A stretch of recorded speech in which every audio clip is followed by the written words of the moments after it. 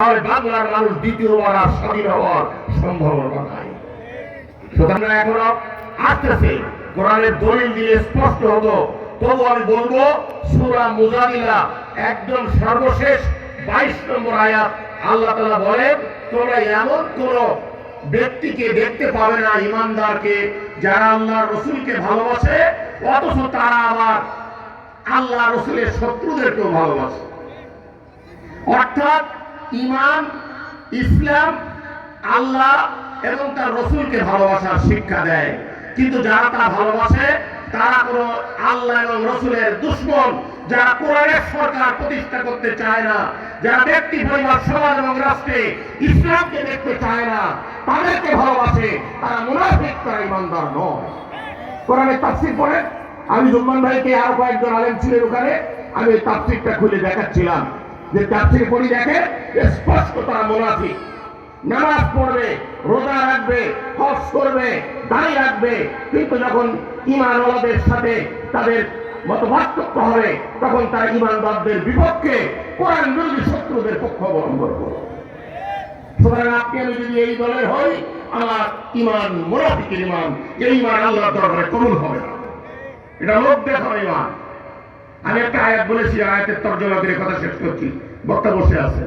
আল্লাহ তাআলা সূরা আরাফে বলেন, ইন্নাল্লাযীনা কাযযাবু বিআয়াতিনা, নিশ্চয়ই যারা আমার আয়াতকে মিথ্যা প্রতিপন্ন করবে, আমার কোরআনের আইন কানুনকে যারা মিথ্যা মনে করবে, লা তুফাত্তাহু লাহুম আবওয়াবুস সামা,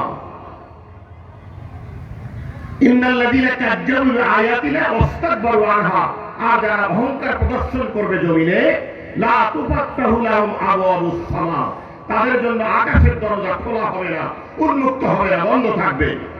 আকাশের দরজা কোনো বান্দার জন্য যদি বন্ধ থাকে তাহলে তার পরিণতি হবে জাহান্নাম।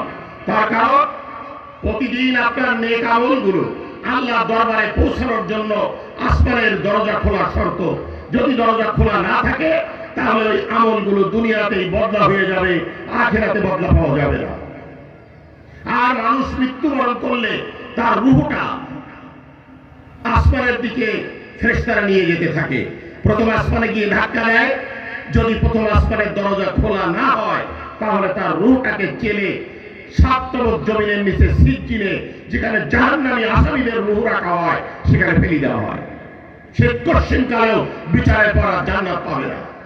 কিন্তু যারা নেককার জান্নাতি, তাদের আসমানের দরজা খুলে যায়, তাদের আমলগুলো আল্লাহর কাছে পৌঁছে যায়, পরকালে তারা বদলা পাবে এবং তাদের রূহ মৃত্যুর পরে আসমান ভেদ করে ইল্লিনে পৌঁছবে, যেখানে জান্নাতীদের রূহ রাখা হয়। তাদের হাসরের দিন বিচারে দায়ের হাতে আমলনামা দিয়ে জান্নাতুল ফেরদাউস দাখিল করা হয়। সুবহানাল্লাহ।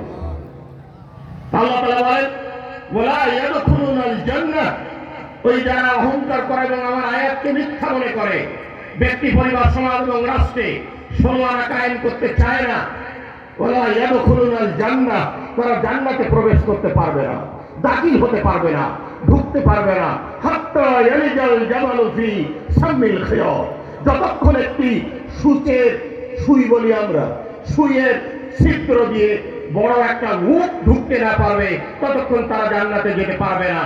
তার মানে সুচির সূত্র দিয়ে মুখ ঢোকা যেমন অসম্ভব, ওই লোকগুলো যারা কোরআনের আইনকে বুড়ি আঙুল দেখায়, মিথ্যা বলে, ওই আইন প্রতিষ্ঠিত হোক চায় না, তারা জান্নাতে যাও এমন অসম্ভব যেমন সুয়ের ছিদ্র দিয়ে মুখ ঢোকা অসম্ভব। তাহলে আমরা কি জান্নাতে যেতে চাই না জাহান্নামে যেতে চাই? তাহলে আমাদের কাজ, ব্যক্তি জীবনে আমরা আল্লাহকে মেনেছি, রসুলকে মেনেছি, পারিবারিক জীবনে আমরা তাই মানব, সামাজিক জীবনে, ব্যবসায়িক জীবনে, রাষ্ট্রীয় জীবনে, সব জীবনে কার আইন মানব?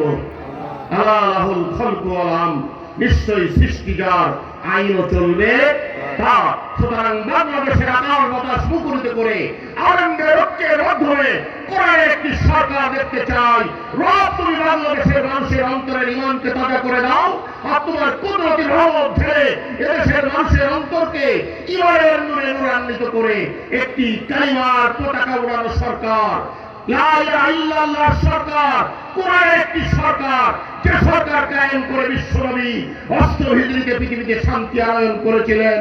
নবীর ইন্তেকালের পরে 30 বছর খোলাফায়ে রাশেদা একটা কোরআন দিয়ে